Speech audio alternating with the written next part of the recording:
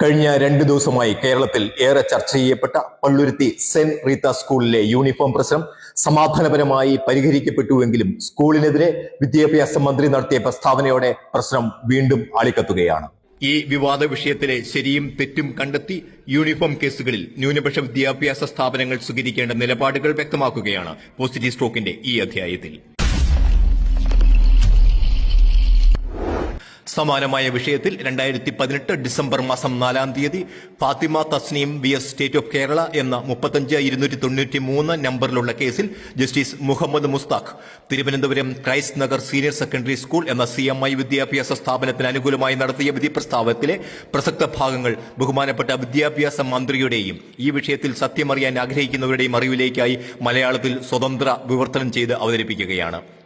സ്കൂളിൽ ഹിജാബ് ധരിക്കുവാൻ അനുവദിക്കണം എന്നാവശ്യപ്പെട്ടുകൊണ്ട് ഫയൽ ചെയ്യപ്പെട്ട ഹർജിയിൽ ജസ്റ്റിസ് മുഹമ്മദ് മുസ്താഖ് നടത്തിയ വിധി പ്രസ്താവത്തിന്റെ പ്രസക്ത ഭാഗങ്ങൾ ഇങ്ങനെ: ഒരു വിദ്യാർത്ഥിയെ ശിരോവസ്ത്രവും നീളക്കൈ ഷർട്ടും ധരിച്ചുകൊണ്ട് ക്ലാസ്സിൽ പങ്കെടുക്കുവാൻ അനുവദിക്കണമോ എന്നുള്ള വിഷയത്തിൽ അന്തിമ തീരുമാനം എടുക്കുവാനുള്ള സമ്പൂർണ്ണ അധികാരം ആ സ്കൂളിന്റെ മാനേജ്മെന്റിൽ നിക്ഷിപ്തമായിരിക്കുന്നു. കോടതിക്ക് ഈ വിഷയത്തിൽ വിദ്യാഭ്യാസ സ്ഥാപനങ്ങൾക്ക് എന്തെങ്കിലും നിർദ്ദേശങ്ങൾ കൊടുക്കുവാൻ പോലുമാവില്ല. അതുകൊണ്ട് ഈ പരാതി തള്ളിക്കളയുന്നു. അപേക്ഷകർ TC ആവശ്യപ്പെട്ടുകൊണ്ട് സ്ഥാപനത്തെ സമീപിക്കുന്നുവെങ്കിൽ സ്കൂൾ അധികാരികൾ യാതൊരു പരാമർശവും കൂടാതെ TC നൽകേണ്ടതാണ്. നിസ്സംശയം പറയുന്നു, അപേക്ഷകർ സ്കൂളിന്റെ ഡ്രസ് കോഡ് അനുസരിക്കുവാൻ തയ്യാറാണെങ്കിൽ മാത്രം അവർക്ക് ആ സ്കൂളിൽ പഠനം തുടരാം. 2018 കേരള ഹൈക്കോടതി നടത്തിയ ഈ വിധി പ്രസ്താവത്തിന് ഇപ്പോഴും സാധുത ഉണ്ടായിരിക്കെ ഇതിന് വിപരീതമായി ഒരു തീട്ടൂരമിറക്കി ഒരു വിദ്യാഭ്യാസ സ്ഥാപനത്തെ ഭയപ്പെടുത്തുവാൻ കേരളത്തിലെ വിദ്യാഭ്യാസ വകുപ്പിനോ അല്ലെങ്കിൽ ഏതെങ്കിലും ഒരു വ്യക്തിക്കോ സംഘടനയ്ക്കോ ഈ ഭാരതത്തിൽ സാധ്യമല്ല എന്ന് വിദ്യാഭ്യാസ സ്ഥാപനങ്ങൾ നടത്തുന്നവർ അറിഞ്ഞിരിക്കുക. കൂടാതെ 2022 Sindoor Sivadas versus state of Kerala എന്ന കേസിലും കോടതി വ്യക്തമായി പറയുന്നു, ഒരു സ്ഥാപനം യൂണിഫോം പോളിസികൾ നടപ്പിൽ വരുത്തുന്നത് ഒരു തരത്തിലുമുള്ള ഒരു ക്രൂരതയല്ല. അതിന്റെ പേരിൽ ആർക്കും മാനസിക ബുദ്ധിമുട്ട് ഉണ്ടാകേണ്ടതില്ല. മാത്രമല്ല, ഇന്ത്യൻ ഭരണഘടനയുടെ ആർട്ടിക്കിൾ 30(1) പ്രകാരം ന്യൂനപക്ഷ സമുദായത്തിന് വിദ്യാഭ്യാസ സ്ഥാപനങ്ങൾ സ്ഥാപിക്കുവാനും അതിന്റെ സമ്പൂർണ്ണ ഭരണ നിർവഹണം നടത്തുവാനും പൂർണ്ണ അവകാശമുണ്ട്. It's a fundamental right.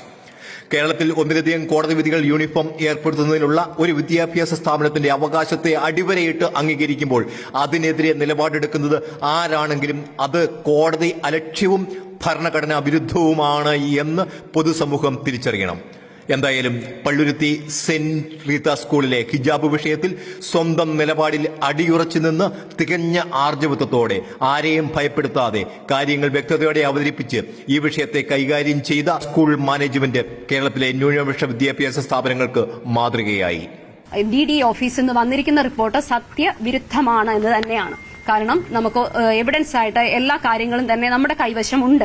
അത് എന്തായാലും കോടതിയുടെ പരിധിയിലിരിക്കുന്ന കേസായതുകൊണ്ട് അതങ്ങനെ തന്നെ പോകട്ടെ എന്ന് തന്നെയാണ് ഞങ്ങളും ആഗ്രഹിക്കുന്നത്, മാനേജ്മെന്റ്. ന്യൂനപക്ഷ വിദ്യാഭ്യാസ സ്ഥാപനങ്ങൾ നടത്തുന്നവർ കഷ്ടപ്പെട്ട് നേടിയെടുത്ത മൈനോരിറ്റി സർട്ടിഫിക്കറ്റ് അലമാരിയിൽ സൂക്ഷിക്കുവാനുള്ളതല്ല. അത് നൽകുന്ന ആനുകൂല്യങ്ങളെക്കുറിച്ച് പൂർണ്ണമായ അവബോധവും ഉണ്ടാവണം. ജാതി, മത, വർഗ, വർണ്ണ വ്യത്യാസമില്ലാതെ കേരളത്തിലെ കലാലയങ്ങളിൽ സമാധാനപരമായ പഠനാന്തരീക്ഷം ഉറപ്പാക്കുവാൻ ഏവർക്കും ഒത്തൊരുമിച്ച് ശ്രമിക്കാം.